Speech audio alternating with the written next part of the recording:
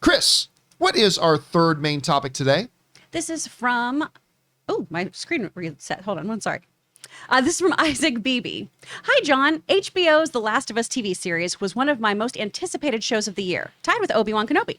But now the president of HBO has confirmed that the show will not be debuting until 2023. This really upset me, but if it makes for a better show, then I'm fine with it. What are your thoughts on this, and are you excited for this show? All right, thanks for saying that in, Isaac.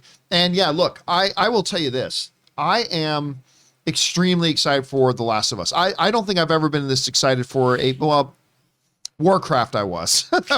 and maybe Assassin's Creed. But it's been a while, and there hasn't been as often that I've been excited about a video game coming to a narrative screen, whether it's a movie screen or a television screen, like I am for The Last of Us.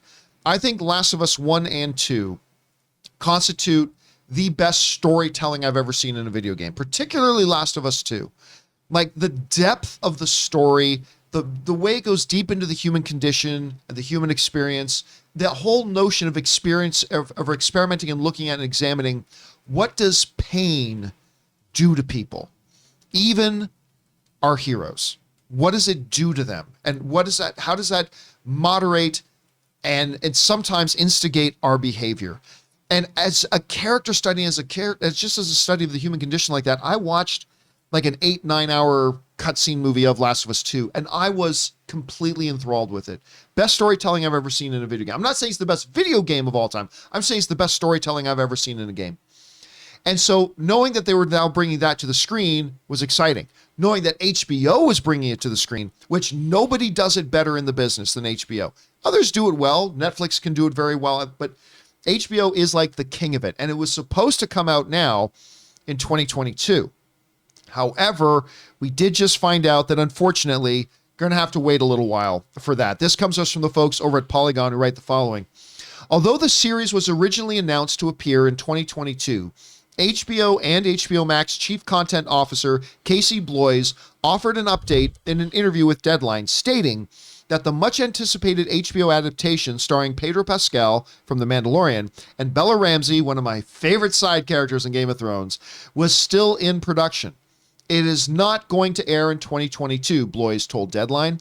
They are still shooting in Canada. I imagine you will see it in 2023. Despite this delay, Bloys offered his impressions of what he had seen of the series so far, expressing excitement for showrunner Craig Mazin's take on the series. I've seen some early episodes, and I am very excited, Craig said. Craig did Chernobyl for us. He is a fantastic writer and director. What I've seen looks amazing, so I'm excited for it, but it will not be in 2022. And that, again, comes to us from the folks over at Polygon. Okay, I'm going to tell you, I'm bummed about this. I am like one of the worst things from an entertainment point of view, okay? From an entertainment point of view, one of the worst things during the whole pandemic era is how many of these projects we've really looked forward to getting pushed more and more and further off and further off, further off. And that's, pretty disappointing. But it has not hurt my enthusiasm level for this. Because on top of the fact that it's coming out of what I think is like the best video game storytelling I've ever seen, despite the fact that it's coming for us to HBO, we were reminded again that this is coming to us from the guy who did Chernobyl. And Chernobyl is quite simply one of the best things to be on TV in the last 5 years. Like that, what they were able to do, how you figure out a way to make a compelling story on screen about a nuclear meltdown that killed untold numbers of people and ruined lives. And they were able to take that and make something that was compelling, thrilling, exciting. It drew us in. They made incredible characters and brought these characters to life in such a way that I didn't think was possible. Knowing that that guy is doing it is extremely exciting. Rob, I know you were very, very big, I should say, on Chernobyl. We hear about this, unfortunately, Last of Us getting bumped, but what do you think about the delay? Has it hurt your enthusiasm? And where is your enthusiasm for The Last of Us right now? Well, first of all, I've worked with Craig Mazin in the past. He's a really, really smart guy, and Chernobyl blew me away, so to speak. I really enjoyed what he did with Chernobyl. It was so well written. The acting was so great. The material was so fantastic. And to have that kind of a creator bring his acumen to something like The Last of Us, I think that we're going to get what we want from it. The storytelling that you responded to, especially watching the cutscene of Last of Us 2, I think Mason's the kind of guy that's going to take it and elevate the material. He's not going to, anytime he can take the high road, he will. So I think we're going to probably get something that's pretty spectacular and that will retain that emotional wallop that the game has. So I'm excited. Am I bummed out that we have to wait? Yes. I mean, I waiting for streaming shows or waiting for, I know, John, that I'm going to leave this mortal coil, and the last thing in my mind before I shuffle off to the nether worlds of whatever is awaiting us is going to be like, God damn it, I'm going to miss the next season of whatever. And I feel like having to wait. I swear to God, in the world we live in, I'm like, I'm never going to find out what's going to happen to the next. Well, having to wait another year for something, all it does is make me confront my own mortality. And I think, am I going to survive? I think it was Warren Zevon who did Werewolves in London. He was dying of terminal cancer, and he even said in an interview, he said, I'm going to miss the next James Bond movie. I'm like, I am right there. And I hope it's worth the wait. I'm sure it will be. But having to wait, John, I am an impatient man. I want it now. And one of the pros here is that, the guy from HBO makes the best stuff out there, right? Yeah. You hear this, like their executives saying, yeah, I'm loving what I'm seeing. I mean, what else is he supposed to say? But still, I mean, they know good quality content, and he seems pretty excited about it, which is pretty good. Chris, where are you right now on Last of Us? Is this something you've been looking forward to? What do you think about the delay, and where's your anticipation level right now? I love these games so much. I cannot play them at night. Logan and I can only play them in the daytime because they scare me too much. They scare him too much. I'm with you. They're spooky. And that noise, the clickers noise. Oh, gosh. So I'm really, really hyped for this. Pedro Pascal is one of my favorite performers right now, too. I'm really, really pumped. And even though I want this right now, you can do something fast or you can do something well. Yes. I would rather have something done well with one of my favorite bits of IP. So if they need to take that time so it is nice and polished and good to go and up to HBO's high standards, take the time you need, baby.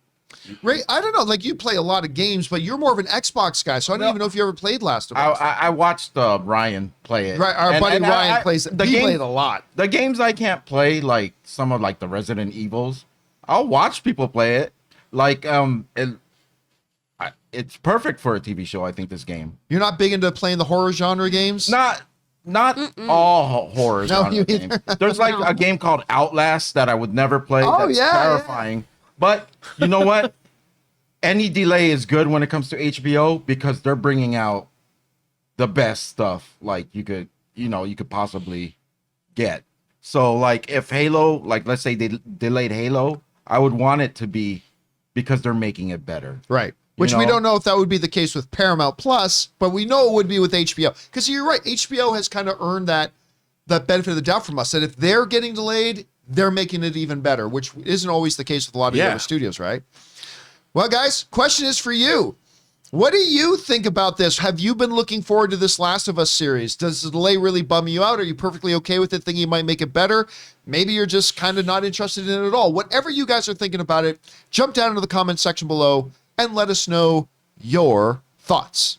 Hey guys, we want to take a moment and thank a sponsor of today's video, HelloFresh. So guys, look, my wife Ann and I were both working professionals, so we know how tricky, difficult, and time-consuming it can be to try to eat properly and prepare your own meals at home. And that's why, like over a year ago, we started using HelloFresh. With HelloFresh, you get farm-fresh, pre-portioned ingredients and seasonal recipes delivered right to your doorstep. I mean, you skip the trips to the grocery store and count on HelloFresh to make home cooking easy, fun, and probably most importantly, affordable. HelloFresh offers the flexibility you need to easily customize your orders online or right in the app.